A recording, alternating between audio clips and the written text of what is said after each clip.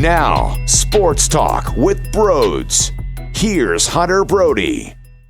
What is going on, everyone? Welcome on into Sports Talk with Brodes. A lot of the time when I do Coffee with Brodes, which is 9 a.m. to 10 a.m., live streamed on YouTube, Twitter, and Twitch, we get into baseball talk. And it's funny because the Sixers are in action, the Eagles traded Carson Wentz, and the Flyers are now returning. Yet so many questions about the Phillies happen. It got me excited, all right? It gets me super pumped up to think about baseball, although the weather outside is throwing off my vibe. I'm a huge fan of the snow. I love when it snows nonstop. I lived in Vermont for a handful of years when I was playing junior, to the point where I experienced an insane amount of snow every single damn day, so I appreciate it. And I never see it around here. It feels like it's been 3,000 years since the last time we even saw snow, so it's crazy to me that I am now thinking to myself, I want this to be gone. I don't want any more snow. I want Phillies baseball. That's telling me so damn much about my excitement level if I am now rushing away the snow so I can enjoy a nice warm day watching the Phillies pinstripes in action. I can't wait. And I know that this isn't going to be a division-winning type season, but I do feel like it will be entertaining. I do feel like we will see a product that is worthy of watching. Last year we watched almost because it was so painfully funny. Could they do it again? Could they really do it again? Could the bullpen blow this nightmare again? And the answer is consistently, or was consistently at the time, yes. Yes, they could, and it would be more embarrassing than the night before. And it was so brutal, and it was so disturbing to watch, yet, once again, it was painfully funny to the point where you had to check in. You had to see if they could really possibly blow another lead. And you saw it all right. Night in, night out. Thank the Lord that was not a 162 season. But I bring this up, this opening of, with Coffee with Brodes, there's so many people that ask questions. It just has me in this great feel right now where I'm probably the most excited for a Phillies season in quite some time, which is somewhat outrageous because I know they're not going to win this division. So I decided to open up with discussing the wins and loss totals, or I should say the win totals for each team in the NL East. So the Braves are sitting at 91.5. The Mets are sitting at 90.5. The Nats in third at 84.5. The Phillies at 80.5, which I definitely like the over. I'm someone who normally would be afraid to touch something because I feel Vegas knows way more than I do. And I hate to break it to you. One, it's a reality. And two, they know more than you as well. And that's why betting, I have a interesting take on betting. These common bettors that just throw a bunch of money on so many different bets every night, you're wasting your money. It's crazy how much information they have. And by the way, in last place, they project the Miami Marlins to be around 70.5. I feel the Phillies could be in that 85, 86 range, where they're not ready to make a playoff push in terms of, I guess, winning the division, but they'll be flirting around that wild card spot, and hopefully they would be able to sneak in. I think it's going to come down, if anything, it will come down to the wire, and you got to battle out the last couple of games to pray that you sneak into the postseason in a late wild card situation. That's the ceiling of this baseball team, but it's like I know that, and it's weird to know that entering a season, yet still being somewhat this excited. I know it doesn't make a lot of sense, but you're finally starting to hear some of these teammates speak. You're starting to hear Joe Girardi consistently. You heard Rhys Hoskins and Scott Kingery within the very, I was going to say the very near future, but that's not what I'm really looking for. They just spoke. And I guess we'll start with Rhys Hoskins. He's cleared to play and should be ready for opening day as long as he can get as many bats as he needs to in this spring.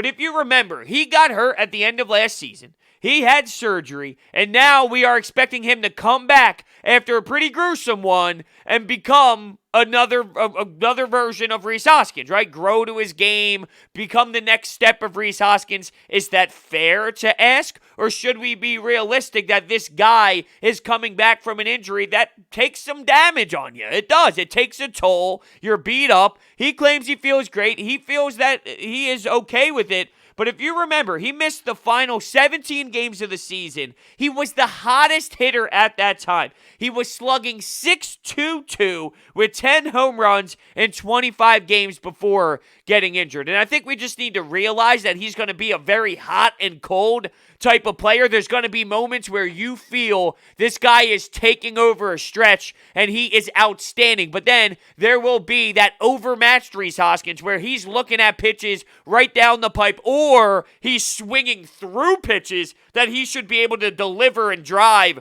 over the fence. And that's the most frustrating thing. But I am so curious how they are going to utilize him. We have seen that they like batting him second. They like having Bryce Harper bat behind him. So you walk Rhys Hoskins, okay, you're going to have Bryce Harper up to the plate. But the problem is, look, Rhys Hoskins is this slower guy. You could argue that there's plenty of times where if Rhys Hoskins is in front of Bryce Harper, it's slowing down what you can do with Bryce Harper on the bases, and maybe that's not a great thing. Now, getting on base in front of Bryce Harper, in theory, is a fantastic thing, and it puts you in a great position. But it does matter that it's Rhys Hoskins, because sometimes he's so focused on walking and so focused on that OBP, it takes away from his delivery. It takes away from what he's so good at. The way I always explain it is you're doing Rhys Hoskins a disservice. Not only Rhys Hoskins, but us, the fans, the people that watch. We want to see someone execute who has the capability of doing it. And because his mindset is so focused on, let me get on base, it takes away pitches that he should be able to take out of this planet with a moonshot of a swing. If you remember, in 2019, he had 116 walks. Wow. Yeah.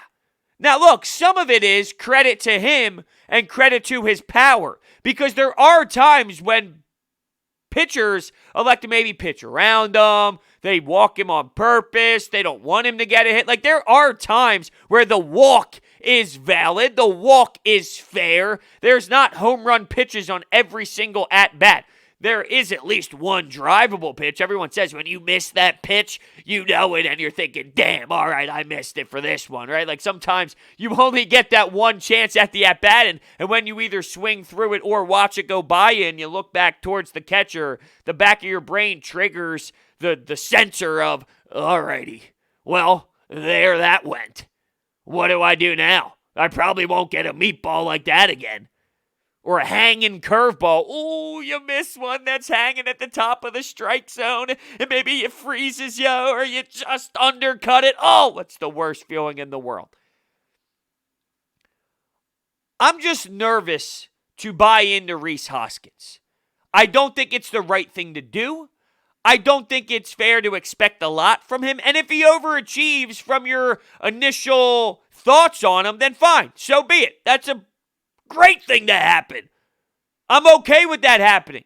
I'm okay with underselling him, but realizing that there is a chance he bounces back and is strong. He just goes through spurts. He is the most streakiest player I could remember.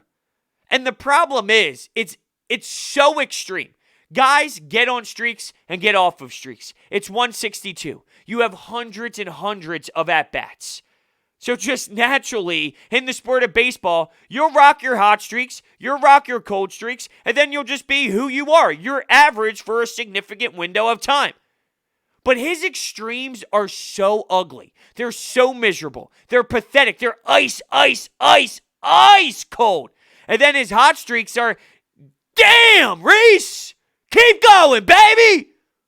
Let's go. One of those where you're banging on your chest as you see him. Remember when he slow trotted around the bases? I believe that was against the Mets. He got hit up high, or they threw behind him, and then he ended up hit, not in the same sitting, not in the same game, but later on when they played again, he crushed one out of the ballpark, and he took his time. It took him like 6 hours to get around the bases. That Rhys Hoskins, that cocky, confident Rhys Hoskins, it's a beautiful sight. I just don't know if we get it enough for my liking. It's in there, but I also feel that, and the problem is because he's coming off the injury, people don't know what he's all about. I wouldn't be against trading Rhys Hoskins if the package is right.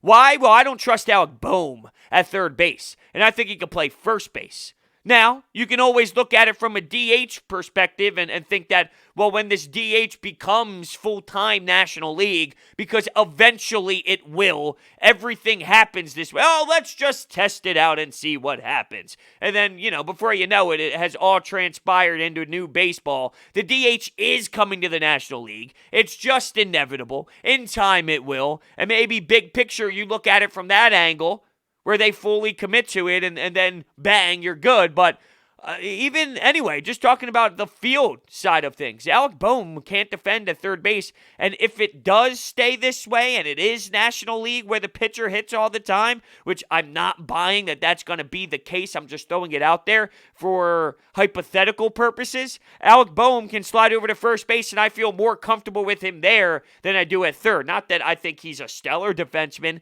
or defender over at first base, but it's better than what he is at third. My point is you have that fix if you give up Rhys Hoskins, and let's say you get a real starting pitcher to help you out with that 4 or 5 part of the rotation. I just don't know what his value is. I'm not giving up Rhys Hoskins for anything just to get rid of him. He needs to still have value, and he does. The power is a thing. He does have slugging numbers. He is a machine when he's locked in. The injury, though, makes it murky, and it raises a lot of question marks on what he can do. But I'm just so interested in how they are going to use him, where they are going to bat him, and how he is going to approach this season and deliver.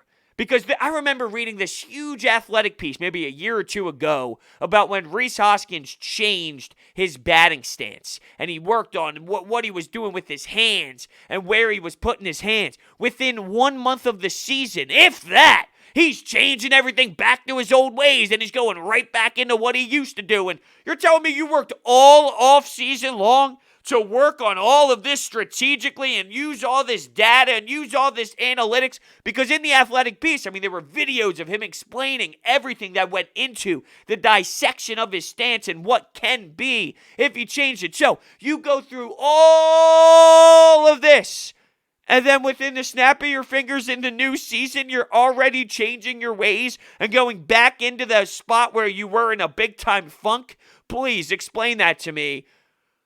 I'm confused on how to feel about Rhys Hoskins. I'm confused. But I know I won't be going in with an insane amount of expectations, but I do know hot streaks are coming. I just wonder how cold is cold going to be, too.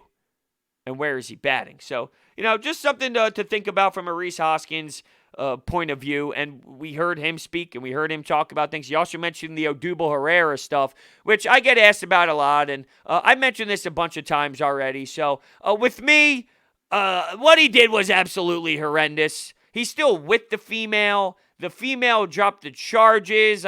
We don't know what happened behind the scenes, is my point. And I just feel with Joe Girardi speaking about things, and with Dave Dombrowski being here, for them to give him an opportunity, I'm trusting the Phillies organization that they did their due diligence, that they had these right conversations, that Odubel Herrera is showing signs and moving in the positive direction, improving to himself and the organization that he cares so much about what happened, that he is dedicated to going to counseling, going to domestic violence situations and learning things, domestic violence meetings and things of that nature. I trust this franchise. Hearing Joe Girardi speak about things and hearing some of the players to this point discuss what's happening and how some will approve of the second choice, others will not, and how it's all going to play out in the clubhouse.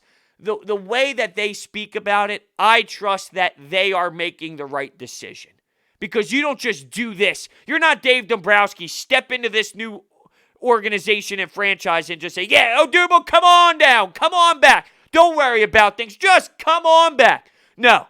You figure out the situation, you dive into the details, you speak to a bunch of people, you talk to Odubel Herrera, you talk to John Middleton, you talk to the team, you prepare the right way when you bring someone in like Odubel Herrera. And look, he still needs to actually make the team, all right? He had all-star moments, and it helps him specifically, individually, that there is a hole out in center field. If Bryce Harper played center field, I don't think this is even a discussion. I think there has to be something, and there is a reason why. Center field is a problem, so that is part of it as too. To act as if that doesn't factor into the equation, well, that's looking at it at a weird way, and you're being naive.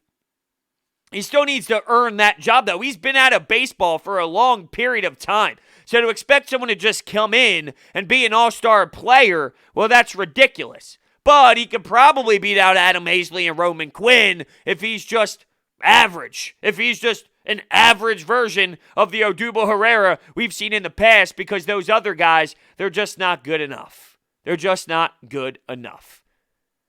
We'll see, though. So my answer when asked is, I trust this franchise that they did the right research before just throwing him back into the fire like this and saying, go ahead, right? I mean, it just doesn't make sense. They're more logical than that. Maybe not John Middleton, the way that he speaks to the media and all. It seems like he's a nightmare, although clearly he's a smart guy because he is a billionaire. But my point is, I don't know if I trust him so much. I think I trust Dave Dombrowski and I trust Joe Girardi to have the common knowledge here to make the proper decision. So how about Scott Kingery? We heard from Scotty Jetpacks as well. And one of the things he touched on was losing weight, getting skinnier, maybe not being so bulked up. I remember seeing pictures of him entering the season where he was this macho guy and he beefed up, and everyone normally associates that with automatically being this effective player at the plate and really boosting your numbers because you came in as a stronger guy. Well, that wasn't necessarily the case, as he had a putrid season. He did have COVID-19, and he touched on, look, when you get a double and you're sitting on second base and you're huffing and puffing and it takes a couple pitches for you to get your breath back, I never experienced anything like that. I don't know if I can fully say that COVID-19 was the main reason why he had the numbers that he did, which was bad. 127 was what he was batting with a 3.67 OPS. So Scott Kingery was a disaster last season. I think COVID played a role. I think him just having a bad season also played a role as well. But it is fascinating to hear him talk about the conditioning side of things as he felt it. It was hard for him to get some of his breathing back and his endurance back while he was running around the bases. What I did think was the craziest part of things, though, was him opening up about getting that contract. We never seen the dude play at an MLB level, and here he is cashing in a nice little ticket. So, he touched on having to live up to that. And when you get that contract, there's two ways to look at it. All right, I got my contract. Go play ball. Go be who you are. Go play at the comfortable poise and pizzazz that you do. Be yourself. And the other side is, I have to earn this. I have to play up to this. This is now my standard. I need to be able to deliver. And when he started to get into his head, well, that's when his play wasn't as strong. Just something to think about. And I wonder, all right, now that he has the Scott Kingery ties to him. Like, we know what Scott Kingery is. We know what he can be. We've seen his downfall. We know general sense of what Scott Kingery is, so that should make him feel more comfortable out there.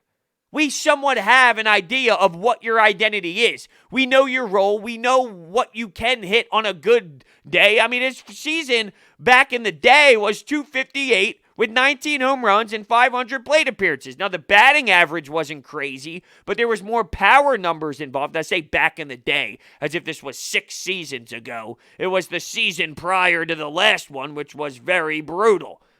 So back in 2019, he had himself a nice season from a power standpoint. If you can get 20 home runs, a 19 home run type of guy that's hitting deeper into your lineup, well, that's still a nice threat to have. Like 258, I guess in today's game, it's not the worst thing in the world. It's also not fantastic either. You got to remember these batting averages, they're definitely down because of, well, the analytical world and the analytical approach.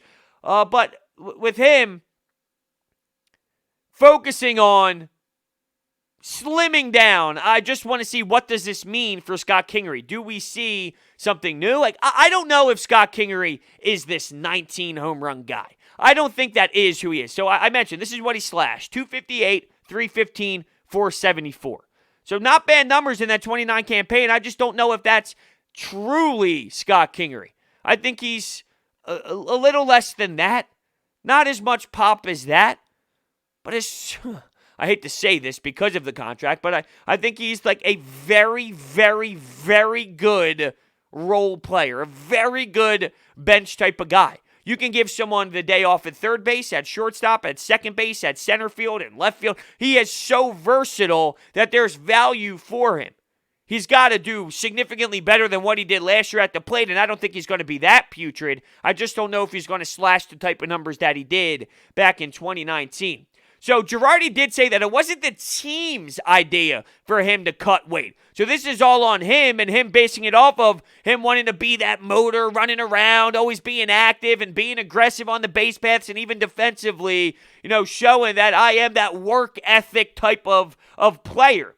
So the way that it's being discussed is a focus for Scott Kingery is gap to gap, line drives all over the place. He's strong enough and has enough power. He's going to run into home runs. He's just going to run into them. We need him on base and causing havoc and being the player that he's capable of being. And I completely agree with Joe Girardi's assessment. There will be times where he does hit a home run because there is a little pop in there. There's something there. There's a little how do you do involved that if he just focuses on utilizing the field, making great contact, having an explosive swing, not necessarily a home run swing, but a nice, short, explosive swing right through the ball, you're going to find yourself getting a couple nice home runs. But you can be powerful on the bases and powerful putting the ball in play. And I think creating havoc is almost a great way to describe it. Be a pest. Scott Kingery can be a pest. Roman Quinn's a pest, but you know what? He stinks. He's got the speed. You can have a better version of that pest in Scott Kingery. I just don't know where he's going to be playing every night. Bowman third, Didi at shortstop. Gene Segura at second. Maybe he wins the everyday center field job over Odubel, over Adam Haseley, and over Roman Quinn. You can't rule it out. What happens when Andrew McCutchen's going to get some time off because he's older, because of the knee injuries that happened, him trying to find himself again? Look, where he's at in his career, you're going to be seeing a lot of other guys play left field. Is that an area for Scott Kingery? Maybe you move Adam Haseley over. Scott Kingery's in play at center field. I'm just thinking about where he's going to get his time and the limitations of his playing time. What does that mean? Well, one guy gets injured and you slide him right in, and then maybe he gets a ton of more play, a ton of more at-bats. And look, injuries happen in sports all the time, so it's a good safety person to have on the bench. But I just like hearing from these players. I like hearing from Joe Girardi, so it gets me excited. What doesn't is JT Realmuto and the fact that he had that injury to his hand. I'm not too worried about it.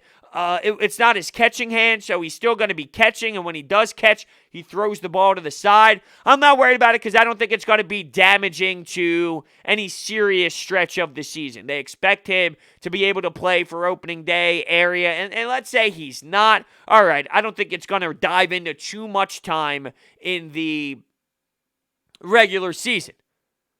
Now, you miss out on some things spring training-wise and getting into yourself a bit.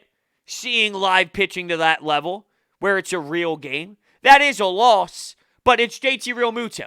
And if there's one guy, there's probably a handful of guys, I should say, on this team that if they don't have the proper spring training and they're coming back from some sort of injury and then they get thrown into the regular season, there might be some hiccups along the way, but there's a couple guys that I think could do it better than most, and JT Realmuto is one of those.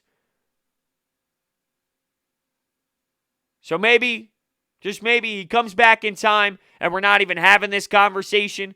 There's also a possibility that he does come out slow, but it's JT Realmuto, and I think that he's excited to be here, excited with the contract, excited to make that commitment, and he's going to be out there and be the JT Realmuto that we need him to be. Bryce Harper and Didi Gregorius not in action yet. I think Didi Gregorius has a visa issue right now, and then with Bryce Harper, there's some protocol stuff to figure out. There's some other guys as well on that list that's not there yet, but as I see these videos surface of Alec Boehm in the at the plate taking batting practice and hitting homers and hearing the guys behind the plate chattering and talking about some of the changes he made to his swing and what his approach is to the plate. Ooh, here we go, baby. Here we go. I can't wait. Ricky Bowe on the post game. It's going to be phenomenal. The bullpen. It's crazy how I haven't even really touched on the bullpen yet. Some names that I'm excited to see: Alvarado, Archie Bradley, Connor Brogdon, JoJo Romero, Kinsler. There's some others along the way as well.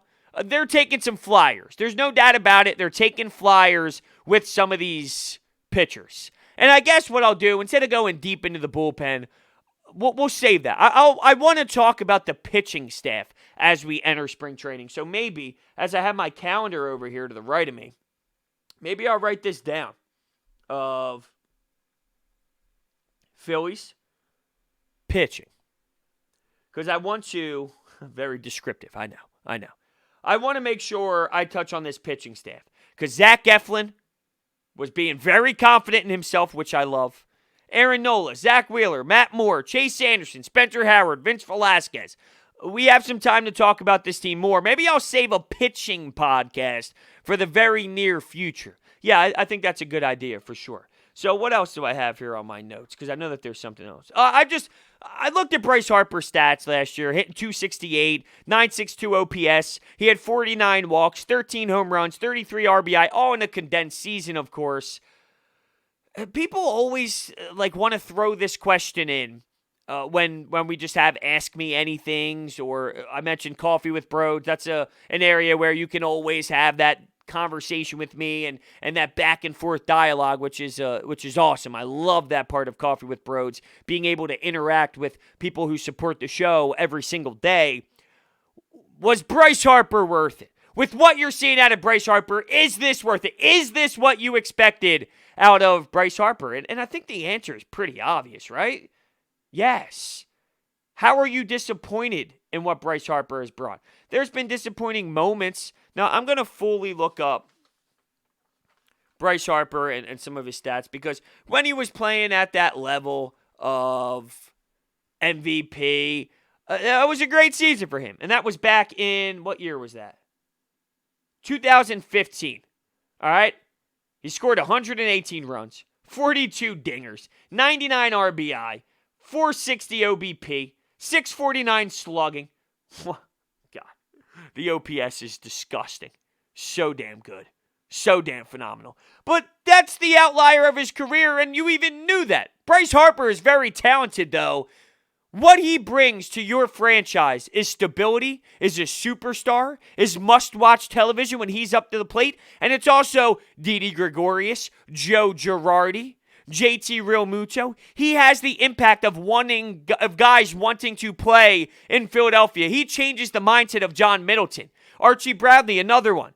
Kinsler, another one. These guys want to play here because of Bryce Harper being here as well. And this changes your franchise. Signing him was the difference in John Middleton committing and not committing for the future of the Philadelphia Phillies. You can't sign Bryce Harper to the 13 years, way more than $13 million. The 13-year deal and tell him, hey, look, we expand the contract, we make it longer, we bring down the AAV, which allows us to spend other money in other areas to sign players to help us win. You can't sell that product to Bryce Harper and then 2 years in, even though there's a pandemic, claim that you're going through problems with money and you got to make financial decisions and not sign JT and not bring back players and not help out this superstar. So his presence here, his commitment to Bryce Harper's contract, John Middleton committing to Bryce Harper, that forced you to go all in with your chips with the Dave Dombrowski hire.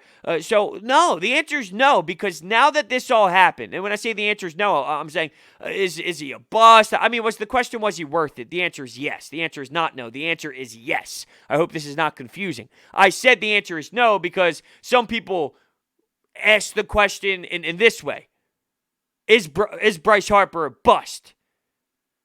And then that's when I would say, no, Bryce Harper's not a bust. First off, look at all this money flying around. Trevor Bauer, albeit a short-term deal. Look at the AAV side of things, specifically in the first 2 seasons. Tatis Jr., this is going rates. If you look at his AAV, it's not even that crazy. He's making about $25 million per year. Welcome to the MLB in 2021. He's not overpaid. He's paid market value for a guy like Bryce Harper who has numbers to back it up. It might not be the flashiest numbers ever, but they're powerful numbers. You also have a guy that sells tickets, sells jerseys, you put him on national TV, a face of baseball, a face. Mike Trout's the best player in baseball. He doesn't touch the popularity of Bryce Harper. Bryce Harper is a serious face of baseball. How would that ever be a bad thing to have in your organization? So I just never really get that at all. I love the fact that every single game when Bryce Harper's up, when you see that Andrew McCutchen's leading off, let's say the bottom of the third is up, or the bottom of the second is up, and the Phillies come at the top of the next inning, and you see the lineup's about to turn over. 9-1-2. Well, guess what? Oh, you're getting ready for Bryce Harper to come up in that situation, are you not? Even though he bats third. You know when he's ready.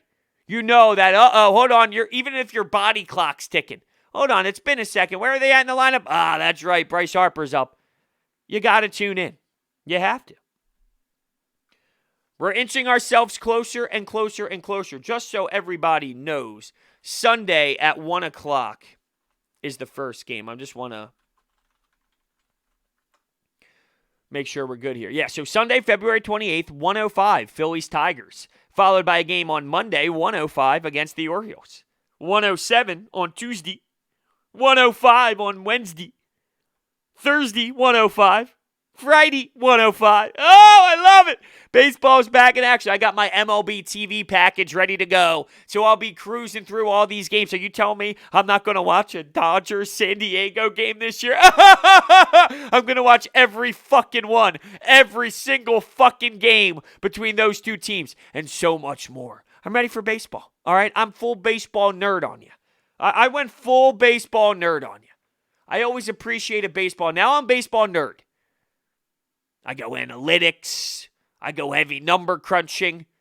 Give me Tampa Bay Rays-style baseball, and I'm ready to lock and load for 162 for each baseball team. Sign me up. You know what else you should sign me up with? Orbit Energy and Power. With over 20 years of experience in the solar industry, they are home to your solar experts in residential and commercial projects. They are dedicated to making sure that your project is completed easily and properly by using high-quality materials and trained professionals to get the job done right. Their solar program eliminates your electric bill completely by offering flexible financing solutions such as $0 down. They will make sure you receive all the state and federal incentives available for switching to solar. They also provide water purification systems, backup energy services, battery storage, and more. So check out their information. It is all down below. Thank you all so much for listening, and I will see you next time.